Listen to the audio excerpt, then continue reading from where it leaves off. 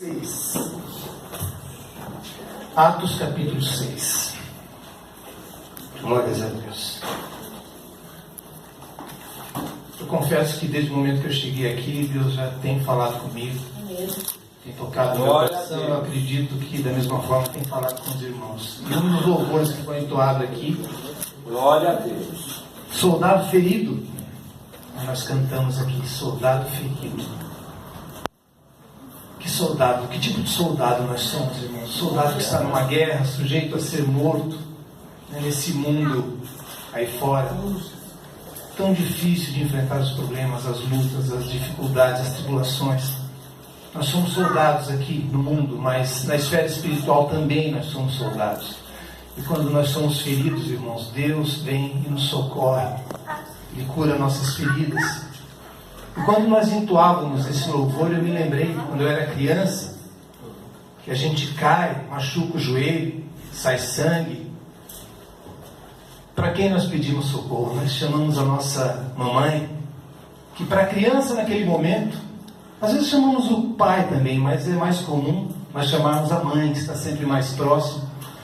E para a criança, aquela mãe é uma espécie de Deus que vem curar a nossa ferida, nos dar um abraço, dizer para a gente não chorar, né? E a gente corre para os braços dessa mãe. Da mesma forma é Deus, só que numa proporção muito maior. E nós que somos soldados espirituais, fazemos parte do exército de Deus. Quando a gente se machuca, quando a gente está triste, abatido, nós corremos para os braços do Pai. E Ele vem até nós, cura as nossas feridas, nos dá uma nova carga espiritual para a gente continuar indo em frente. Ele nos cura. Ele nos diz: filho, eu estou aqui, eu vou te curar, eu vou cuidar de você. Glórias a Deus. Em 1999, quando eu me converti, quando eu resolvi dar o passo e entregar minha vida para Jesus Cristo, ali não estava muito claro. Eu tinha convicção de que queria Jesus na minha vida, mas eu queria entender por quê. Eu questionava a mim mesmo, eu sempre coloquei muitos porquês na minha vida. Eu queria saber por quê. Por que eu tenho que seguir a Cristo? Quem é Jesus? Por que Ele veio na terra? Por que Ele morreu? Por que Ele foi pregado numa cruz? Por que Ele ressuscitou? Eu queria entender. E para entender isso, nós tínhamos que buscar a Deus em oração, tínhamos que ler a Bíblia, entender a Bíblia, entender o porquê. E o texto que eu vou ler aqui um pouquinho, eu vou tentar encaixar tudo isso para os irmãos entenderem no final. Vamos colocar um título para essa palavra aqui: entendendo por que eu sou crente, entendendo por que eu sou cristão. Se alguém lá fora nos perguntar: por que você segue Jesus? Não, porque eu acredito, porque eu tenho fé, porque alguém me falou que Ele é o Salvador. Muito bom, é verdade, mas eu quero mais, eu quero ter uma resposta mais objetiva, uma resposta que convença, que faça com que aquela pessoa queira investigar também e desperte um interesse por Jesus. Jesus mesmo diz em Mateus 28, ide por todo mundo, pregai o Evangelho a toda criatura. Mas quando eu for dizer para a pessoa: Jesus te ama, isso é muito bom, é verdadeiro, eu devo fazer isso, mas eu preciso saber o que eu faço na segunda fase, né? Se a pessoa perguntar: tá bom, mas por que eu tenho que servir a Jesus? Quem é Ele? Quem foi Jesus? Por que Ele pode me salvar? E nós temos que ter resposta para isso. Então, irmãos, acompanhe aqui Atos capítulo 6, até o versículo 4.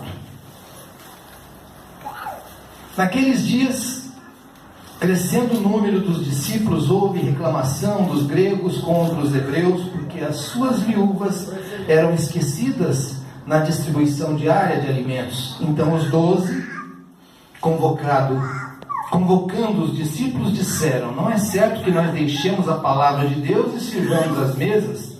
Escolhei, irmãos, dentre vós 7 homens de boa reputação, cheios do Espírito Santo e de sabedoria, os quais constituamos sobre essa tarefa. Nós, porém, continuaremos na oração e no ministério da palavra. Eu vou prosseguir aqui, irmãos.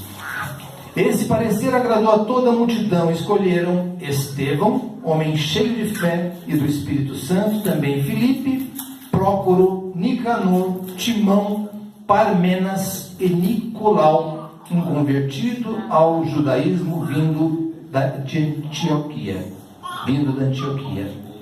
Apresentaram esses homens aos apóstolos, e estes, orando, lhes impuseram as mãos, de modo que se espalhava a palavra de Deus em Jerusalém, se multiplicava rapidamente o número de discípulos, e grande parte dos sacerdotes obedecia à fé. Só até aqui, irmãos. Glórias a Deus. Irmãos, os 12 apóstolos que ficaram incumbidos de implantar na terra, naquele período, naquele contexto, a palavra de Deus, de falar de Jesus, eles passaram a ter muitos seguidores e precisavam de ajuda. Eles tinham muitas coisas para fazer. A igreja precisa de pessoas, precisa de ceifeiros, pessoas que venham e façam a obra. E ali foi instituído, naquele momento, o diaconato. Escolheram 7 homens cheios do Espírito Santo para auxiliar, assim como nós temos aqui diáconos, presbíteros, pastores, todos na sua devida função, o que não quer dizer que um pastor não possa lavar o banheiro, não é vergonha nenhuma, não só ele pode, como deve também. Todos nós temos que fazer de tudo, assim como o diácono pode subir aqui ao púlpito e pregar também. Mas ali eles escolheram 7 pessoas, 7 homens cheios do Espírito Santo. Esse Filipe que eu li aqui, não é o Filipe que fazia parte dos 12 apóstolos. Esse Filipe é outro Filipe. Esse Filipe é aquele que foi levado até um certo lugar para falar com um certo eunuco que lia a palavra de Deus em Isaías e não entendia o que estava lendo. Ele precisava de alguém que lhe explicasse de quem Isaías estava falando, quem era aquela pessoa. E esse Filipe aqui é levado até esse eunuco e dá uma aula de teologia para esse eunuco e diz para ele: essa pessoa de quem Isaías está falando é Jesus de Nazaré, aquele a quem foi crucificado aqui dias atrás. E o eunuco entendeu o porquê da vinda de Jesus. Ele entendeu que Jesus era o Messias, o prometido, e se converteu graças à explicação de Filipe.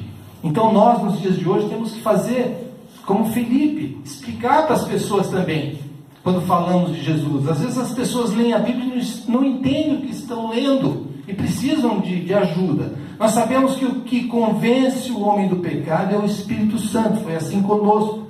Mas Deus usa pessoas para ajudar outras pessoas a entenderem o porquê, para entenderem a espinha dorsal da Bíblia e mostrar o que Jesus é, o que Jesus representa, o que ele sempre foi.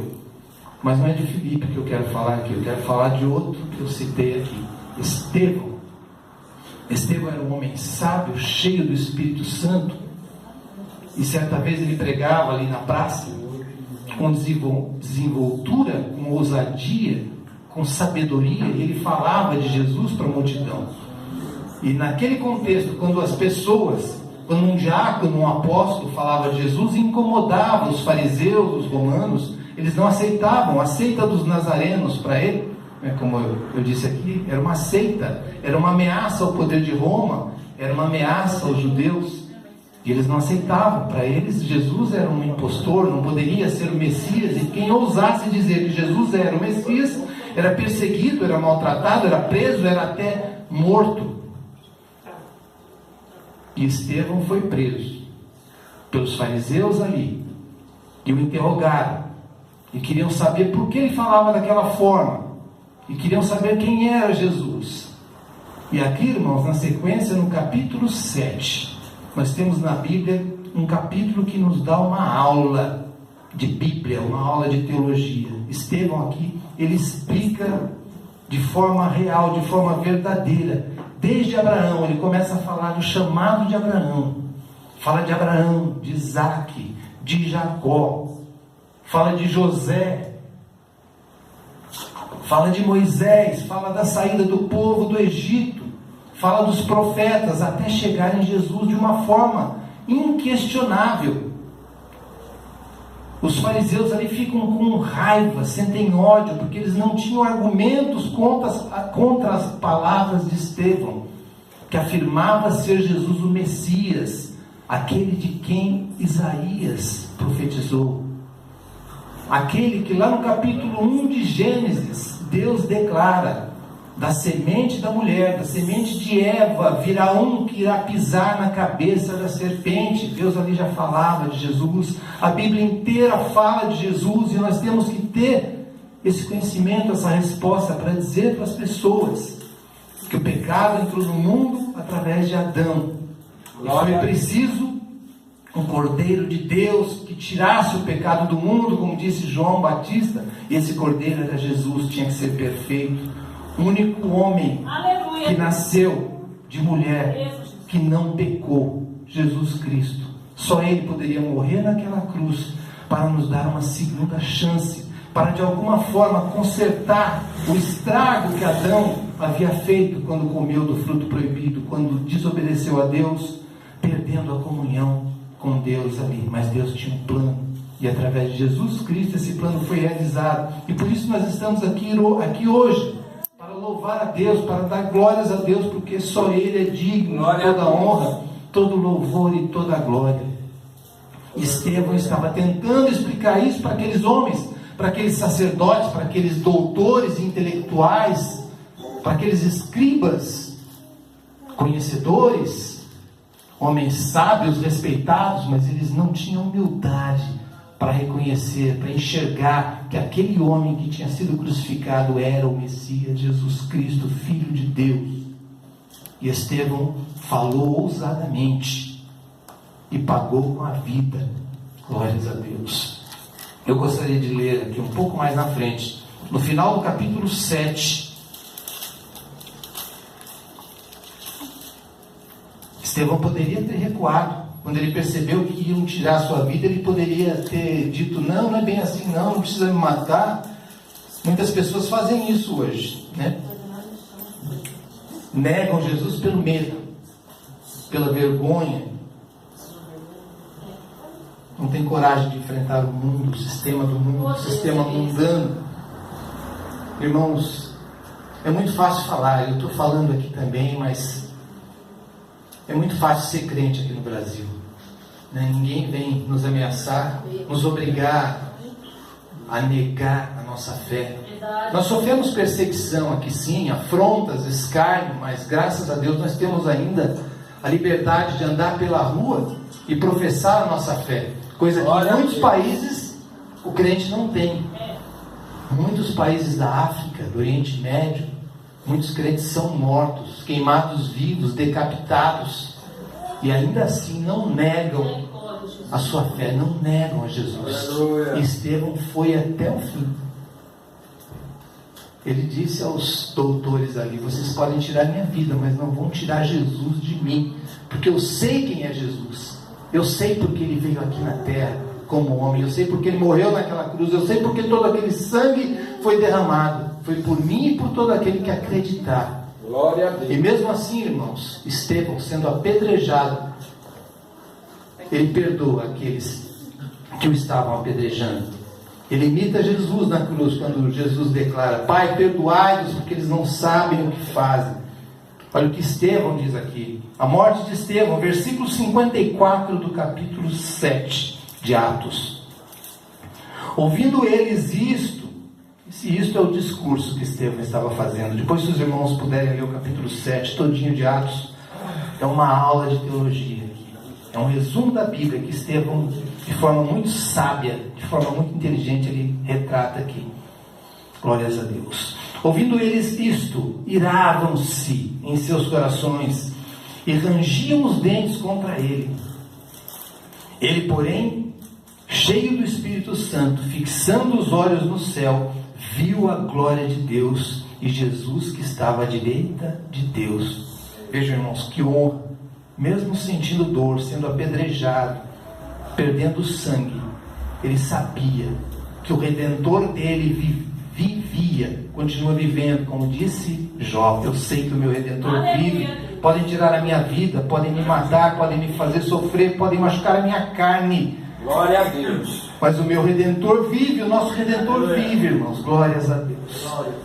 E ele viu Jesus, teve uma visão. Viu Jesus ao lado de Deus. Glórias a Deus. Aleluia. E disse: eu vejo os céus abertos e o Filho do Homem que está em pé à direita de Deus. Eles, porém, gritaram com grande voz, taparam seus ouvidos e se levantaram todos juntos contra ele. Isso que as pessoas fazem aí no mundo. Muitas pessoas tapam seus ouvidos, não querem ouvir, se recusam a ouvir falar de Jesus. Às vezes você quer dizer alguma coisa, explicar para alguém, mostrar quem é Jesus e o que Jesus pode fazer pelas pessoas, e elas simplesmente dizem: eu não quero ouvir, eu já tenho religião, como se religião salvasse alguém. As pessoas não entendem que o que salva é Jesus. Não existe religião. Jesus não deixou religião nenhuma, Ele deixou Ele mesmo e a sua palavra. É isso que muitos não entendem. Nós temos que entender que é Jesus que salva. Não é a Assembleia de Deus, não é a Igreja Batista, não é a Igreja Presbiteriana. A Igreja de Cristo são pessoas no mundo espalhadas que confessam Jesus como seu único Senhor e Salvador. São aqueles que adoram a Deus em espírito e em verdade. Glórias a Deus. São aqueles que têm o coração puro, como daquela criança ali. Esses são a igreja de Cristo. Não aquele que está na igreja A ou na igreja B. Glórias a Deus. Eles, porém, gritaram com grande voz, taparam seus ouvidos e se levantaram todos juntos contra ele, contra Estevão. E, expulsando-o da cidade, o apedrejaram. As testemunhas depuseram as suas roupas aos pés de um jovem chamado Saulo. Glórias a Deus. Esse jovem chamado Saulo é o apóstolo Paulo, que foi aqui omisso e cúmplice de um assassinato, do assassinato de um homem de Deus. Mesmo assim, Deus o resgatou, perdoou, chamou e o usou. O apóstolo Paulo seria depois aqui, a partir do capítulo 9 de Atos, nós vamos ver, ele foi usado por Deus e foi o apóstolo dos gentios, levando a palavra de Deus a todo mundo civilizado naquela época. Glórias a Deus. Então nem tudo está perdido.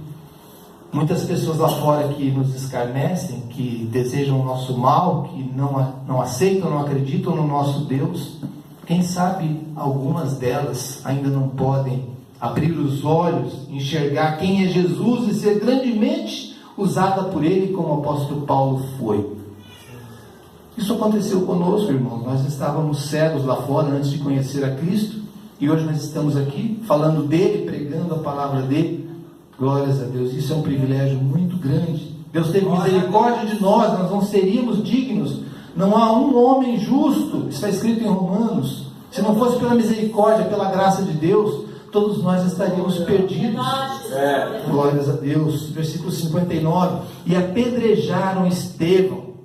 E o apóstolo Paulo, que ainda não era o apóstolo Paulo ali, presenciando tudo aquilo. E apedrejaram Estevão, que em oração dizia. É aqui que eu queria chegar. Estevão estava sendo morto, apedrejado, maltratado. Todos ali sentiam ódio, raiva, inveja dele. Queriam tirar a sua vida porque o que ele estava fazendo, porque o discurso que ele estava fazendo não os agradava. E mesmo assim ele diz, ele declara: Senhor Jesus, recebe o meu espírito. Ali ele já sabia que iria morrer. Glórias a Deus. E pondo-se de joelhos, clamou com grande voz: Senhor, não lhe desculpe por este pecado. Tendo dito isso, adormeceu, morreu.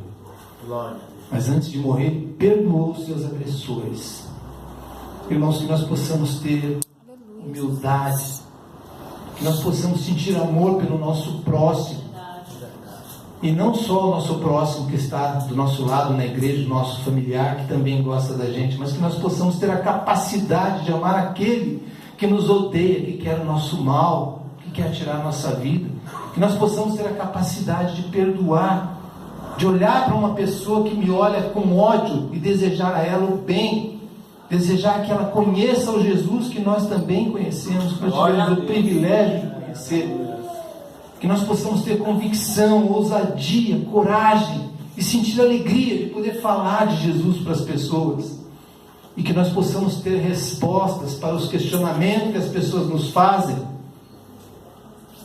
Que nós possamos dizer algo além de Jesus te amo. Isso é muito importante, nós devemos dizer sim, é o básico. Mas nós temos que ter mais, nós temos que ter conteúdo, nós temos que ler a Bíblia, desde Gênesis até Apocalipse. Quando eu me converti, eu li a Bíblia muito mais do que eu leio hoje. Eu tenho falhado nesse aspecto. Nos 3 primeiros anos de crente, eu lia muito a Bíblia. Minha Bíblia, vocês me deram uma Bíblia nova de presente a semana passada, eu estou muito feliz com isso, mas a minha Bíblia, aquela antiga, velha, toda suja, cheia de marcações, a Bíblia eu lia ela muito, com bastante intensidade. Eu lia, voltava, queria entender. Às vezes eu não entendia alguma coisa, eu pesquisava, eu tentava tirar conclusões ali. Como eu disse aqui, eu sempre questionei muito, e eu quero entender para eu poder falar para as pessoas com convicção. Eu não quero dizer eu acho, eu quero ter base. Nós temos que ler a Bíblia, irmãos. Muitas igrejas não estimulam que o crente leia a Bíblia.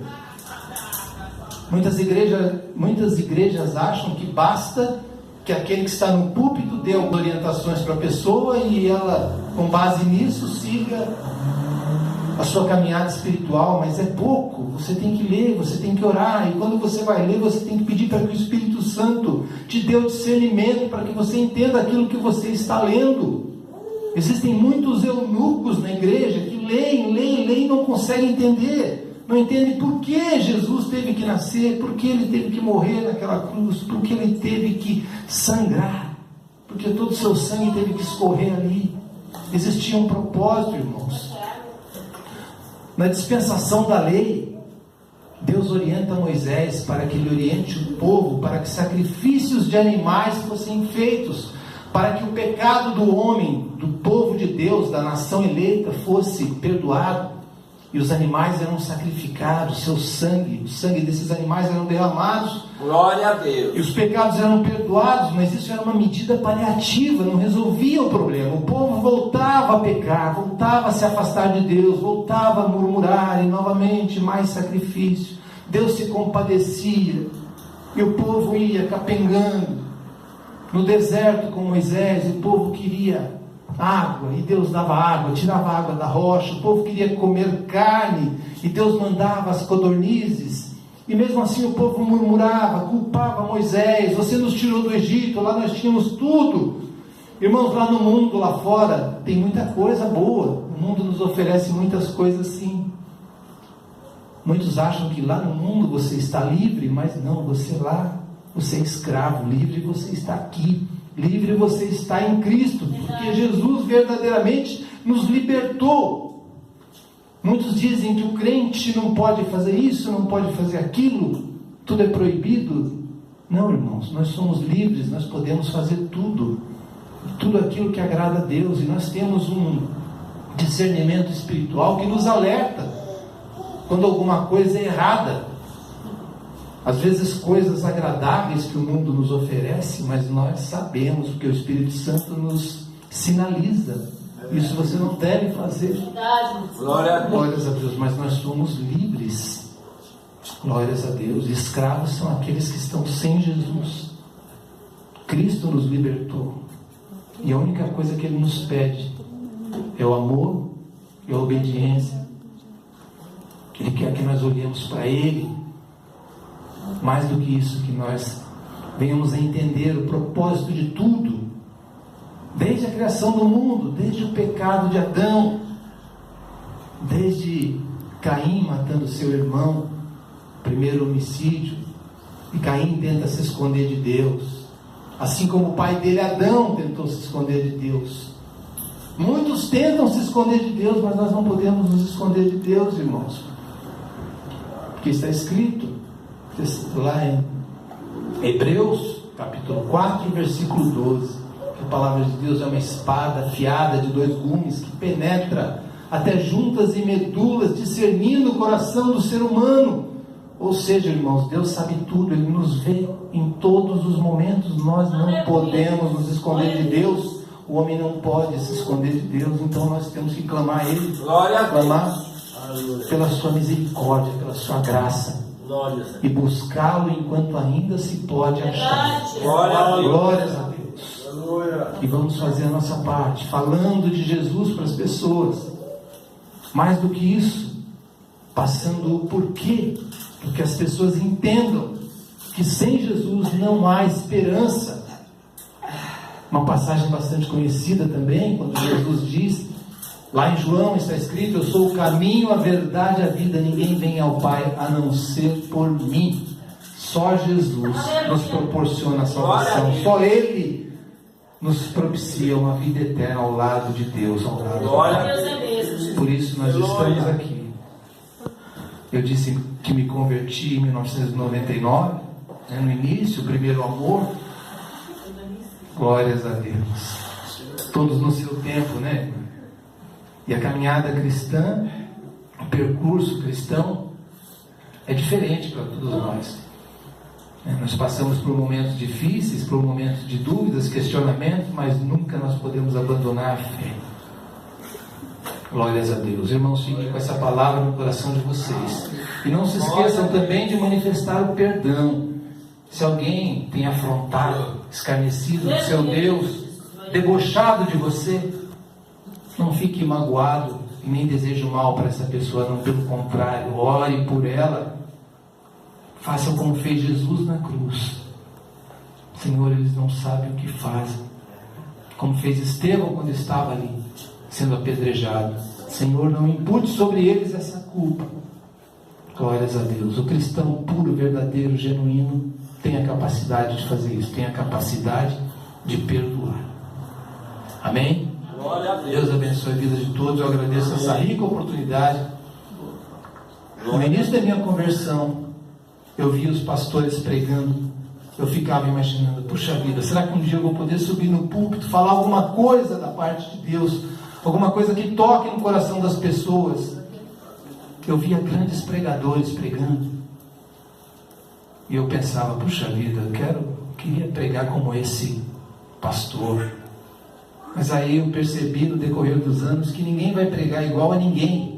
Cada um tem seu estilo, a sua forma de falar, o seu jeito de explanar.